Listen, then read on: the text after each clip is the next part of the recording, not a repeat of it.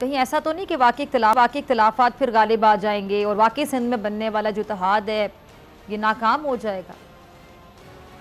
देखिए, पहली बात तो मुझे खुशी है कि कम से कम सईद गनी ने जो बात की ना, वो निस्बतन पॉलिटिकल है और ये पॉलिटिकल बातें होनी चाहिए। इससे माहौल अच्छा रहता है।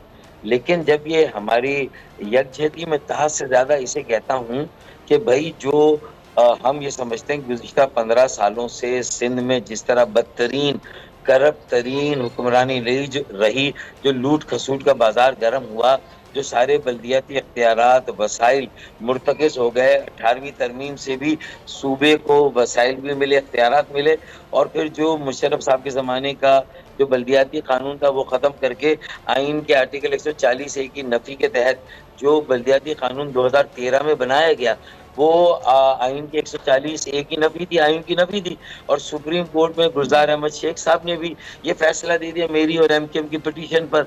तो उसके बावजूद भी हठधर्मी है कि उन्होंने कहा कि इख्तियारात पानी, सीवरेज निकासी आप, फराहमी आप, निकासी आप, कचरा उठाने का इख्तियार, फिर उसके बाद transportation, master plan, building control, तामीरात, ये सारे इख्तियारात बल्दियाती हैं। आपने इसे हड़प कर रखा है, हथिया लिया है।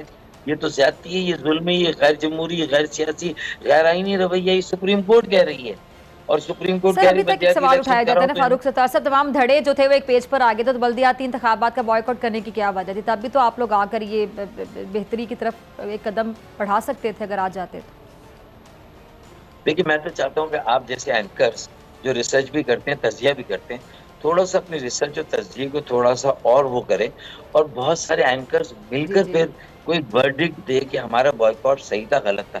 हम कैसे 73 सीटें यूसी की कराची की कम कर दी जाएं पीपल्स पार्टी की सूबाई हुकूमत की तरफ से, और वो खुद भी बाद में मान लें और इलेक्शन के फौरन, बल्दियाती इलेक्शन के फौरन बाद 53 सीटों का इजाफा भी कर दें अपनी गलती को मानकर। तो इसका मतलब तो ये हुआ कि हम उस कराची को के इस खसारे के साथ हम नुमाइंदगी में जाते, जिसमें वादे तौर पर पीपल्स पार्टी ने जो दर्जी बिठाया था हमारी 53 से 73 सीटें कम करके अपने हल्के यूसी के 20,000 वोटों पर बनाए, हमारे 90,000 पर। तो एक साइड को टॉस होने से पहले 500 रन दे दिया आपने और दूसरी साइड के साथ फिर मैच खिलाएंगे तो लेवल प्लेइंग फील्ड कैसे होगा? तो जब लेवल प्लेइंग फील्ड इतना बिगड़ा हुआ था तो जमात इस्लामी की अकल में ये बात आई नहीं। उन्होंने कहा ये तो बड़ा अच्छा हुआ, MKM जाएगी तो MKM की सारी सीटें हमें मिल जाएगी। भाई पग फिर भी चौधरी हाफिज नईम उर रहमान के सर पे नहीं लगी ना, क्योंकि वो और PTI मिल भी जाए तो भी मेयर पीपल्स पार्टी का बनना था। तो हमें तो पीपल्स पार्टी को एक्सपोज करना था कि कैसी डिटाई के साथ, कैसी जबरदस्ती उन्होंने 5% कराची का वोट लेकर जो है वो 15% के वोट बैंक पर 60% सीटें लेकर वो अपना मेयर ले आए।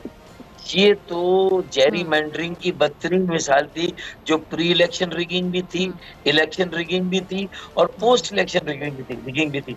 जमात तो फिर फारूक इस्लामी भी सत्तार साहब अब अपने लिए इन इंतखाबात में वो लेवल प्लेइंग फील्ड क्यों मांग रहे हैं? अगर सिंध में फिर दूसरों को उनसे ये इशू होता है कि सिंध में दूसरों को लेवल प्लेइंग फील्ड नहीं मिलती पीपल्स पार्टी की वजह से। देखिए ना, जमात इस्लामी क्यों नहीं मिली, PTI क्यों नहीं मिली, MKM को कराची में नहीं मिली ना। लेकिन अब सूबाई और बल्दियाती हल्के और हल्का बंदियां अलग है। बल्दियाती और बल्दियात में भी 50 सीटें तो पीपल्स पार्टी ने बढ़ा दी। हम अदालत में जा रहे हैं कि जब पीपल्स पार्टी ने कुल 50 सीटें कम करके इलेक्शन कराया तो क्या इलेक्शन कराया? सुप्रीम कोर्ट या हाई कोर्ट फैसला करे ये इलेक्शन दोबारा होना चाहिए बल्दियाती, जो 15 जनवरी 2023 हुआ, तो वो एक अलग चीज है। अब जो हल्का बंदियां हो रही 18 में जो हमारी कुछ सीटें सक्कर, नवाबशाह और मीरपुर खास की सूबाई असेंबली की, शहर की अर्बन सीटों को तोड़ के वहां के दही इलाकों के साथ मिला दिया गया, तो हमारी जो स्ट्रेंथ एक शहर में होती थी वो हमसे ले ली गई। अब मुझे उम्मीद है इंशाअल्लाह ताला जो हल्का बंदियां हो रही है उसमें नवाबशाह, सक्कर, मीरपुर खास में भी बेहतरी आएगी, कुछ हैदराबाद में बेहतरी आएगी, कुछ कराची में बेहतरी आ चुकी है। 20% अभी भी कमी बेशी हमने एतराजात दिए वो सही हो जाएंगे। आबादी जो हमारी कम गिनी जाती थी, PMLN ने हमें एक्सेस दी सेंसस कमीशन में, और डिजिटल मरदमशुमारी थी, तो जो हमने सबूत और शवाहिद दिए वो डिजिटल मरदमशुमारी से साबित हो गया कि हाँ 2 मंजिलें गिनी गई, 6 मंजिलें या 14 मंजिलें नहीं गिनी गई, कच्ची आबादियां नहीं गिनी गई, नई बस्तियां नहीं गिनी गई। फारूक सत्तार साहब, नून लीग और आप लोगों का अगर माजी देखा जाए और आप लोगों के बयानात भी देखे जाएं तो आगे जाके क्या उम्मीद है आपको फिर नून लीग से? देखें, उसकी दुरुस्तगी पीडीएम की हुकूमत में शुरू हो गई ना, जब उन्हें भी यकीन आ गया कि एमक्यूएम वाले कौम परस्त नहीं है, ये गैर मंतकी बात नहीं करते, ये गैर माकूल बात नहीं करते।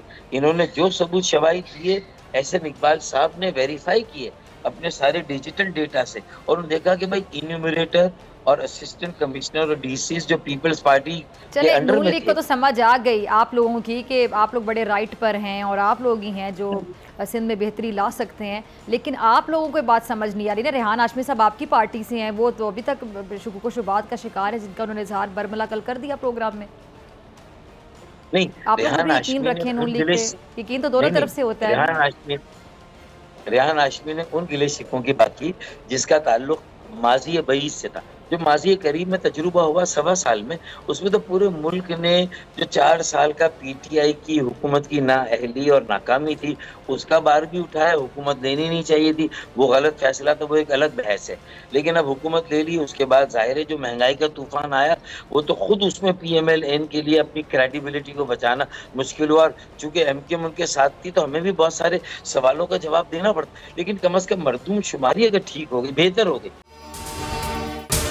अगर आपको ये वीडियो पसंद आई तो सब्सक्राइब करें और बेल आइकन पर क्लिक करें। सब्सक्राइब करें और बेल दबाएं ताकि कोई खबर रह न जाए।